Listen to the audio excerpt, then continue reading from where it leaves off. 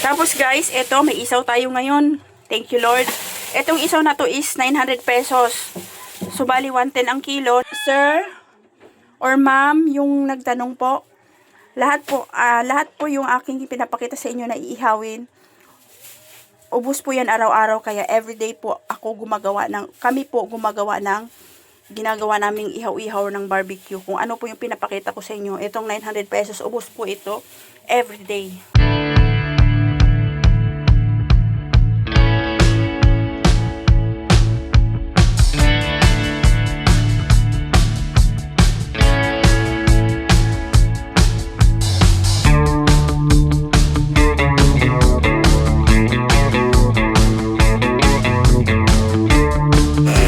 Hi guys, good morning, magandang umaga or magandang araw po sa ating lahat, sa inyong lahat.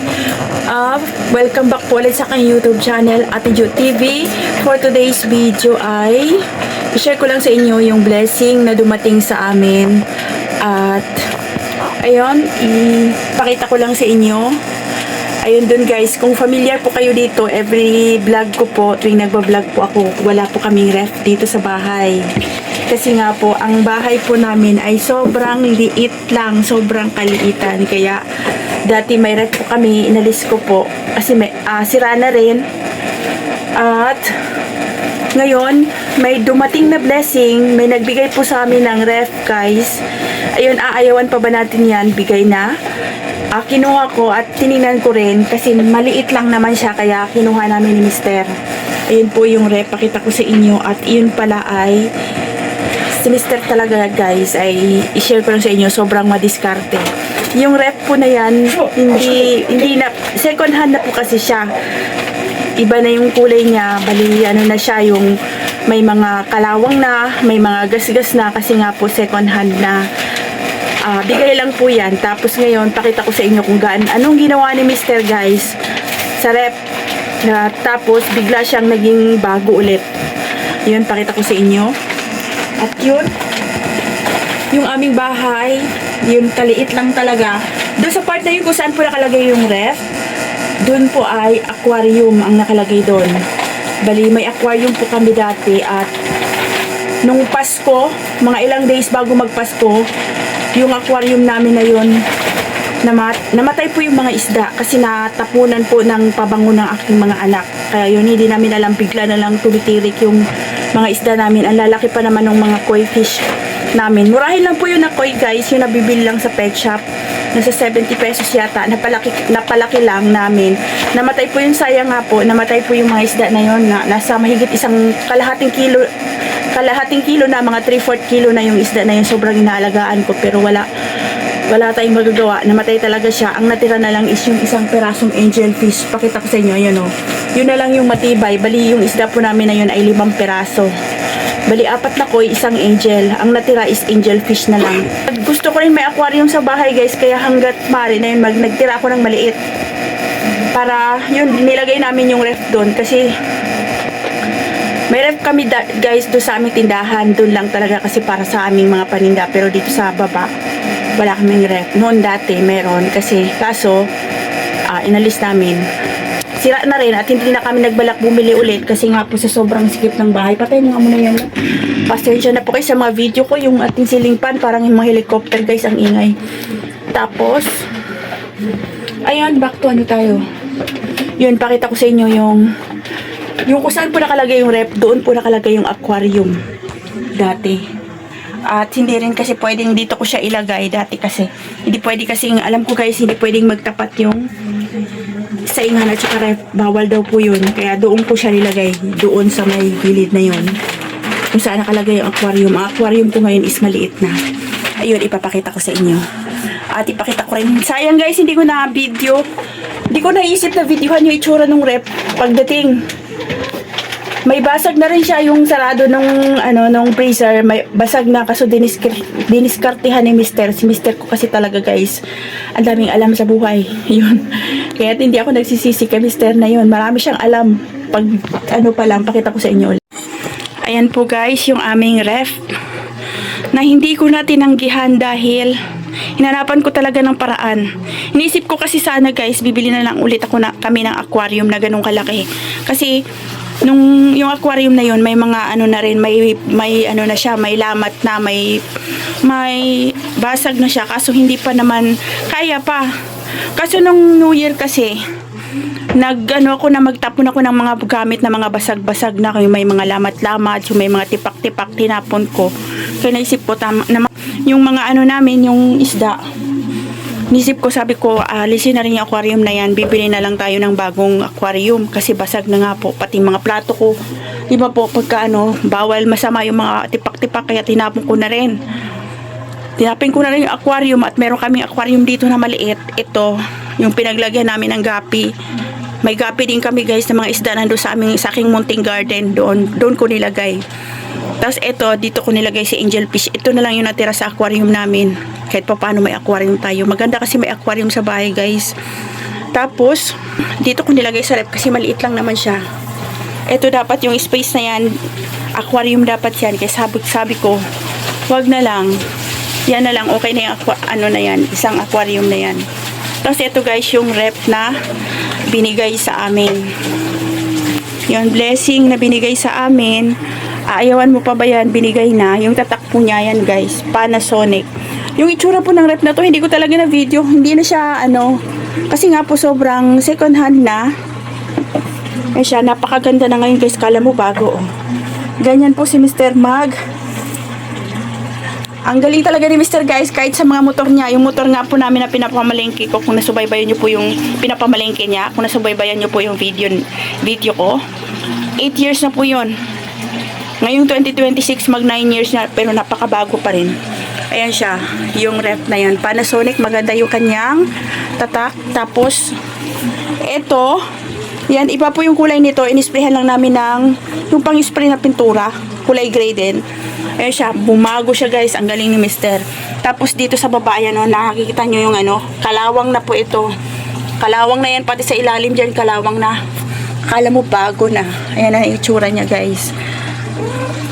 Tapos, dito ganyan. Okay pa naman siya dito. Dito lang talaga sa, yung kalawang na. Tapos dito kalawang na rin yan.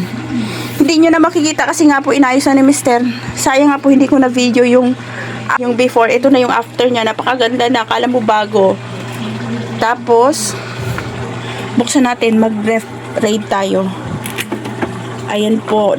Konti lang naman yung mga laman. Tapos, ito siya guys. Kasi gusto ko na talaga sa rep dito sa bahay, maliit lang para hindi takaw space. Dahil nga po, maliit nga lang po. Ulitin ko po, maliit lang po talaga yung aming bahay. Ayun. Tapos, itong sarado nito, may tape po yan. May nakita pa kayong bakas dyan ng kulay tape na blue. Ayan siya, itong tape na blue, malapad yan, nakadikit dyan. Kasi nga po, sira na itong sarado na to. Ang ginawa ni Mister, yung stick ng barbecue guys, ayan pinasok niya dyan, ginawa niyang lock. Kasi, dati, doon sa may-ari nitong, na yan, tape na lang yung ginawa nilang pang lock para dumikit. Ang ginawa ni Mr. tinanggal niya yung tape. May bakas pa nga po ng blue na tape. Tapos itong stick ng banana Q. Yun ang ginawa niyang pandak. Ito, may na siya, may tipak na. Yun nga po, pag nakabili kami, kasi dito, bibili kami ng pang nito. Sayang kasi guys, ang ayos pa ng rep. Ang tibay pa. Ayos pa yung motor niya. Papalitan na lang namin itong temporary muna kahit may basag. Papalitan namin itong sarado na to pag makakita kami kasi dito may mga rep na i-junk na kukuhain natin. Tapos ito yung papalitan natin yan. Ngayon sa muna ay temporaring gamitin muna natin yan. Wala pa naman tayong maipapalit. Tapos ito dyan, ayos pa, maliit lang siya guys. Ayos pa, tingnan mo. Ang ayos pa, number 1 lang yan. Pero napakaano pa siya, ang kapal mag-yelo, tigas na lahat. Silagay namin dito yung ayan, bulaklak, balon-balunan. Ito yung iihawin, iba-barbecue natin. Ang kilong balon-balunan, bulaklak. May mga isa din ako binili dyan. Itong ham na to, nung pa to. Regalo ng ating suki. Buhay pa rin, meron pa. Okay pa naman yan siya. Basta nakalagay lang sa freezer. Kasi ito yung manok ng aming mga anak na panila nila pang inasal. Ayan, bulaklak. Tapos balunan. Nilalagay namin dito guys kasi pag hindi mo ilalagay sa ref yan, mamamaho, nangangamoy. Mamaya pa naman yan magawa at sobrang dami nga po ng aking mga gagawin. Ayan, habang ilagay muna natin dyan. Dati kasi dito ang gamit po namin ay cooler lang. Ngayon meron na tayong ref. Bibili-bili pa tayo ng yellow pag cooler dito. Ayun na. Tapos, dito sa baba. Yan din ang mga tubig-tubig natin. Meron tayo itong topo. Binili ko nung Tapos, yung niling mga anak ko, yung tawag nito. Graham ball. Kasi ito yung babaunin natin. Wala pa masyadong laman yung ref namin guys. Bali, pa lang to, 3 days pa lang to ngayon dumating. Pagdating kasi guys, hindi namin sinaksak agad kasi nga po siya. Naalog-alog. Pinabukasan pa namin ito sinaksak. Or inon pala. Ito yung babaunin natin sa Davao. Yung pasalubong natin. Ilagay ko muna sa ref yung mga chocolate kasi malulusaw. Yun sa mga bata. Bibigay natin. Bumili nila sa kapon. Hindi ko na nabigyo sa inyo guys. Bumalik kami doon kung saan kami bumili ng mga chocolate. Ayan yung nabili namin ni Mister. Tapos ito, bumili na rin ako ng Toblerone. Dinagdagan ko yung Cadbury na binili ko kasi kinain namin yung dalawa. Ayun, bumili ulit kami. Ito Toblerone, 14 pieces lang yung binili ko. 88 pesos ang isa. Yun yung pang pasalubong natin sa kanila. Yun lang yung laman ng aming rep, yung pampasalubong natin pag uwi. At mamili din tayo kasi si Bunso ang maiiwan dito. Lalaman na natin to para sa kanyang pagkain. Dito rin pala yung ulo ng manok nakalagay. Nilalagay talaga sa kasi hindi naman magagawa agad-agad. Nangangamoy kasi siya guys pag hindi siya nagagawa agad. Ayun yung itsura ng maayos pa siya guys. Number 1 lang yan Number 1 lang yan pero napakalakas pa ng lamig ng yelo. Yan lang guys. Natuwa lang ako sa blessing na dumating sa amin. Thank you Lord. Ito, bigay lang talaga pero nagbigay ako kasi hinatid to ng sasakyan. Nagbigay kami ng pamasahe. Kahit pa paano nakakahiya naman yung tanggapin mo lang yung yung bagay na to na wala ka man lang maibigay na konsuelo kasi pinaghirapan nila to guys. Dinala pa dito yung manugang ko. Dinala nila to dito sa bahay may sasakyan. Panggasolina man lang. Nag-abot kami ni Mister ng konti. Ayaw pa nga sanang tanggapin, pinilit lang namin kasi nakakahiya. Ayun. Napakaganda pa. Sobrang convenient na rin para sa amin kasi pagka kailangan namin maglagay ng ilalagay sa ref, aakit pa kami doon sa aming tindahan. Malapit lang naman kasos yun nga, nakakatamad naman umakyat sa tindahan namin lalo na sa gabi. Kaya yun, kinuha na namin yung ref na to para sa aming mga yung mga nasisira na pagkain. Yun lang. Tapos yung mga tira-tira na yan, may mga soft drinks yun nalalagay pa dyan. Tapos yun, yung dadalhin natin, ito, yung iuwi ko ng Davao, yun yung na-video ko sa inyo. Yung K-Go, yung tawag yan, yung luncheon meat, yung iuwi natin. At, na lang pala guys, ito dadalhin ko na rin tong na to para pag tayo doon magsalad. Ito yung bigay dito sa aming nung Pasko pa. Ito yung bigay sa government namin. Hindi kami nagsalad kasi noon. Ayun, ito pa, today's fruit cocktail, iuwi natin yan at maraming buko dun. Swak na swak yan dun. Kulang na lang dyan Nestle cream at saka na lang gatas. Yun na lang yung bibilhin natin. At meron na tayong 2 days. Ayun lang guys. Tapos, na ba ngayon? 23 Friday. Friday na ngayon. Tapos, 27 kami uwi ng madaling araw. So, bali 26 hindi kami magba-barbecue. Kasi, yun na nga, maghahanda tayo. Nasubukan na kasi namin yun. Umuwi kami nung last na pag halimbawa, kadalasan kasi ang biyahe na pinipili namin guys is madaling araw kasi walang traffic. Yun, mas convenient pag madaling araw. Pasensya na kayo talaga Yung sa ng peklat nakakahiya. Peklat ng kalmot ng pusa. Tapos, yun ito yung madaling araw. Kaya 26 po ng Lunes po ng Lunes ng araw na yan, hindi kami magba-barbecue dahil nakakapagod yung mag-barbecue pa. Tapos maghahanda tayo ng para sa uuwi. Kaya yun, sacrifice namin yung 26, hindi kami mag-barbecue. So bali bukas lang kami mag-barbecue at saka sa Sunday. Yun lang yung barbecue namin. Tapos 26, hindi. Ayun, excited na ako umuwi guys. Kasi yun, excited na miss ko na rin yung tatay ko, yung aking pamilya. Yung aking mga anak to, gustong-gusto na rin. Kaso si Bunso ko hindi nga po makasama. Gustong-gusto nila dun guys, sa amin. Pati yung mister ko, gusto nila. Kasi iba talaga sa probinsya, lalo na sa amin sa bukid kami guys. Papunta kami ng Bukidnon sa may... Oo, papalapit sa Bukidnon. Yun yung lugar namin sa Davao del Sur. Papuntang Bukidnon. Kaya bukid talaga. Dito pag lumaki ka dito sa city, napakasarap sa bukid, mga peaceful. Tapos ang ng hangin, napaka-fresh ng hangin, walang pollution. Ano pala, may sasagutin pala akong tanong doon. Ngayon lang pumasok sa comment section kung sa mga bago po pala sa YouTube channel guys, ako po ay nag-share sa aming ginagawang barbecue, sa aming pag-ihaw-ihaw, sa aming hanap buhay. Ulitin ko po. Check nyo po dyan kung gusto nyo pong malaman. Check nyo po yung aking YouTube channel. About po sa pag-ihaw-ihaw. Kasi yun po yung aming hanap buhay. Tapos po, may comment po doon kung araw-araw or everyday daw po ba ako gumagawa ng aming barbecue. Na aming babarbecuehin. Yes po, araw-araw po. Lahat po yung pinapakita ko sa inyo. Lahat po ng mga pinapakita ko sa inyo na mga against the light tayo. Lahat po ng mga pinapakita ko sa inyo mga ginagawa namin ihaw na uubos po yan everyday. May mga tira-tira, mga pakunti-kunti, mga 5 piraso, mga hindi maiwasan, mga 5 or ilang piraso. Kadalasan talaga simot siya guys, simot.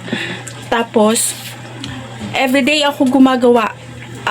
Bali, tinatansya na, kabisado na po kasi namin yung mauubos sa isang araw na yan. Meron mang matitira, yun nga po, mga ilang piraso lang. At kung mga ganun, pagka ganun, lalo na pag naihaw na natin, kinakain na lang namin. Or, binibigay na lang namin yung mga kaibigan namin na, yung nakikita namin na kailangan ng ulam, yung mga ganun. Pero kadalasan talaga guys, ubos talaga siya, simot talaga siya. Yun, pakita ko sa inyo ngayon yung aming gagawin. Kahapon pala, may case kasi ganun guys, kahapon, ngayon ay January, ngayon ay napakamahal ng manok. May time talaga na sobrang, siguro, limited yung supply ng manok. Napakamahal ng manok. Tapos yung isaw, umaapekto din siya sa isaw. Kahapon wala kaming kaisaw-isaw. Yung last video ko sa inyo na inulit ko ulit yung paggawa ko ng isaw, yung proseso sa paglaga ng isaw. Kaya nagawa ko yun dahil nga wala nga po talaga kaming mabiling nakalaga na isaw ng manok dahil ang binibili po namin ay lagana talaga para hindi po kami mahirapan dahil sa dami po ng isaw na ginagawa namin everyday. Halos may 9 to 10 kilos nga po, ulitin ko, 9 to 10 kilos po yung isaw na ginagawa namin. Tapos kahapon wala talagang mabili. Nag-aagawan nga po yung mga namimili doon sa Balintawak Market. Kahit yung kakagaling lang doon sa manok mismo na kinatay. Yung isaw na hindi pa nahiwalay yung mga madudumi. Alam nyo guys kung magkano yung benta nila. 120 per kilo. Diyos ko. Sabi ko, pinag-aagawan kasi Mr. hindi na laki pag-agawan. Di baling walang isaw. Sacrifice muna namin kahapon na wala kaming isaw, kaya yung yung manugang ko, hindi ko muna pinapasok hapon dahil nga po walang isaw na mabibili. Kami lang, yung 2 kong anak, yun yung pinapasok ko muna. Tapos pakita ko sa inyo kung yung gagawin po namin ngayon. Thank you Lord. Etong isaw na to is 900 pesos. So bali 110 ang kilo, nasa ano lang to, 8 kilos. Ito 900 pesos. Laga na siya. Ito po yung binibili ko. Nakalaga na, pakita ko sa inyo. At bubuksan natin. Ito, ililinisin na rin natin yan. Yan yung isaw guys na lagana. At may proseso din po ako kung paano po ito ilaga. Check nyo po, kaka-upload ko lang. Check nyo po yung aking YouTube channel. May upload po ako nito. Ayan siya. 900 pesos yung isaw. Yan po yung ginagawa namin everyday. Ubus na ubus po yan guys. Ito po kasi yung aming bestseller. Yung isaw ng manok. Kasama yung pork barbecue at saka dugo. Ubus na ubus po yan. Minsan nga po, kulang pa ito. Una po itong nauubos. Isaw ng manok at saka yung dugo. Ito siya, 900 pesos. Ulitin ko po, sir. or ma'am, yung nagtanong po, lahat po yung aking pinapakita sa inyo na iihawin, ubos po yan araw-araw, kaya everyday po kami po gumagawa ng ginagawa naming ihaw-ihaw ng barbecue. Kung ano po yung pinapakita ko sa inyo, itong 900 pesos, ubos po ito everyday. Tapos, ito po yung aming dugo. Ito po ay dugo ng manok yung gamit namin ngayon. So, sa mga nakasubaybay sa aking YouTube channel, dati po ang gamit ko po ay baka. Ngayon, na-discover ko po na mas masarap talaga yung manok. Kaso lang, pipiliin natin yung bibilhan natin dahil nga po yung ibang manok madumi. Ito, gawang planta ito. Pag sinabing gawang planta, malinis po yung manok. Yung dugo ng manok. Kasi yung nabibili ko po kasi, kaya nadala ako noon. Pagbukas ko, paghiwa ko, may mga iti-iti pa siyang natitira. Kaya yun, sabi ko ayoko ng manok. Ngayon, nakita ko malinis naman ito. Kaya ito na yung lagi namin binibili. Ito po ay 8 bloke. 8 bloke guys na dugo ng manok. 2, 4, 6. Ayan siya, 8. Yan po, 8 bloke. Ayan, dito sa likod, meron pang dalawa. Ayun, 8 bloke na manok. Dugo ng manok. Tapos, dito, ito guys, ang laman nito is tainga. At saka, ilang kilo yung ano mo ngayon? Laman? 10 kilos. 10 kilos lang yung aming pork barbecuehin ngayon. Yung aming gagawing pork barbecuehin. Tapos, atay 2 kilo. Yun, hindi ko na maano sa inyo. Ganito po kadami aming ginagawa. Pag, usual days po. Pero kung nakasubaybay po kayo nung sa pagpasko, marami po. Pero ngayon, regular, konti na lang yung aming ginagawa. Yung aming regular na ginagawa. Tapos ayun guys, yung aming pork barbecue ngayong araw na regular days. 10 kilos yung aming pork tenga. Magkano yung tenga pork natin? Ay, tenga? 8 kilos yung aming tenga. Tapos yung aming dugo nga po ay 8 bloke. Yung aming isaw is 900 pesos. So bali, nasa 8 kilos or kulang-kulang 8 kilos. Kasi 110 po ang kilo yung aming isaw. Butin lang po talaga may isaw ngayon. Tapos yun, yung ulo, 2 kilo. Yung ating atay is 2 kilo. Yung ating balon-balunan, 1 kilo. Bulaklak, 2 kilo. Yun po yung ginagawa namin everyday. Kumbaga, kung ano po yung konti, yun po yung medyo mahina namin na barbecue. Kung ano po yung madami, yun po yung aming bestseller. Yung aming bestseller guys is yung dugo, yun 8 bloke, isaw, 900 pesos. So bali 8 kilos, kulang-kulang 8 kilos. Tapos yung aming pork laman is 10 kilos. Yun yung regular days, yung hindi tayo mabenta. Kasi nung Pasko, nasa yung laman namin nasa 30 kilos. Yun po, pag Pasko, yung mga ganun occasion, special occasion, mabenta tayo. Pasko, yun talaga yung aming pinakamabenta. Kaya po, share ko lang pala guys, uuwi nga pala kami. Hindi kami uuwi talaga pag Pasko kasi yun yung mabenta naming buwan. Yun yung makasagsagan ng kalakasan ng aming hanap buhay. Kaya, hindi kami umuwi niyan. Sacrifice na muna na hindi makauwi. Tapos ngayon, January yan yung nakakuha kami ng ticket, uuwi kami. Yun lang guys, maraming salamat sa inyong panonood. Thank you for watching. God bless po sa ating lahat. Sa mga nagbabalak pong mag-barbecue dyan, ano ba nangyari sa cellphone ko? Sa mga gustong mag-ihaw-ihaw dyan, magnegosyo ng ihaw-ihaw, check nyo po yung aking YouTube channel. Sinishare ko po lahat kung ano po yung aking nalalaman, kung ano po yung experience namin. Hindi po ako nagdadamot sa inyo guys. Sinishare ko po. Hindi pa talaga maiwasan na may mga bash, wala naman talaga. Kahit perfect yung gagawin mo, meron talagang mag-a-against, meron talagang hahanapan ka talaga ng paraan para mapupulaan ka. Kaya yun. At yung iba naman, parang itinatama lang din yung mali mo kasi hindi naman tayo perfecto guys. Ayun, kaya thank you sa inyong lahat. Thank you sa patuloy niyong suporta sa mga nag-subscribe sa aking YouTube channel. Thank you sa hindi nag-skip ng ads. Sobrang maraming salamat. At yun na hindi ko akalain na sa 23,000 subscribers na po ako. Na dati po, nag-give up ako sa YouTube ko pero ngayon hindi ko akalain umabot na pala ako. Muntik na ako mag-give up sa pag-YouTube, pagbablog na to. Pero ngayon hindi ko akalain na umabot na pala ako ng 23,000 subscribers. Thank you so much po sa inyong lahat. Tao sa puso ko pong nagpapasalamat sa inyo. Hindi man po perfect hindi man po perfecto yung aking mga ina-upload. Hingi ko po ng pangunawa. Hindi lahat naman po tayo nagkakamali. Kaya yun, sana po maunawaan nyo. At tayo po ay tao lang. Yun po. Thank you so much. At excited na ako ngayon, kami ngayon, aking pamilya na kahit papano makapag-release man lang tayo ng stress, makauwi tayo ng probinsya, madalaw natin yung ating mga, yung aking mga pamilya, yung mahal namin sa buhay. At yun, sobrang tuwa yung tatay ko ngayon dahil hindi po talaga niya expected na uuwi kami. Yun lang po. Thank you so much and God bless po sa ating lahat. Maraming salamat and bye.